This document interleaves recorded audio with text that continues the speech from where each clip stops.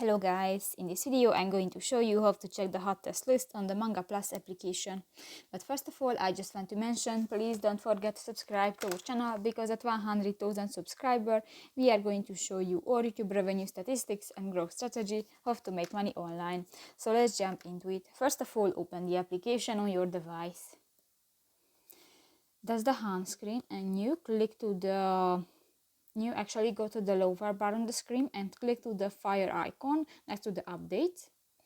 And here you can find three sections: the hot test, the trending, and the completed. If you want to check the hot test manga list, click to the hot test button and you can check the first place in the Boruto, the One Piece, Chainsaw Man, and the others. And if you want to read one, for example the Martial King, click that and you can read the manga. Then you can check the profile at the manga. So that's pretty much it for this video, guys. See you in the next one. Bye bye.